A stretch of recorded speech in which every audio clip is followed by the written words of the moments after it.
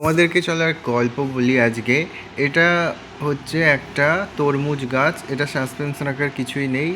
এর যে গোড়াটা আছে অনেকটা ছিঁড়েই গেছে। এটা অ্যাকচুয়ালি একটা রোডে কাজ হয়েছে, সেখানে পিচের কাজ হয়েছে, রাস্তা হচ্ছে, রোডটায় পিচ ঢেলেছে, তার মধ্যেখানে এই গাছটা ছিল। তো আমি তুলে নিয়ে চলে এলাম, এনে একটু ভালো জায়গা দিলাম, একটু মাটি দিয়ে বসিয়ে দিলাম। এইটা মানে গাছটা বাঁচবে কিনা আমি জানি না, সেটা আমি পরবর্তীতে জানতে পারবো আর তোমাদের সাথে শেয়ার করব। কিন্তু আপাতত গাছটা ওখানে থাকলেও মরে যেত। তো তাই আমি ওখান থেকে একটু ভালো পরিবেশ দেওয়ার চেষ্টা করলাম।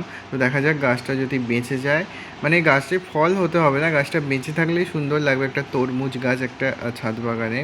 নর্মালি আমার সেরম ফলের প্রতি কোনো মায়া নেই, কিন্তু এই যে এটা গাছটা যদি ধরে যায় একটা জায়গা থেকে এসে আরেকটা জায়গায়, যেটা খুব ভালো লাগলো।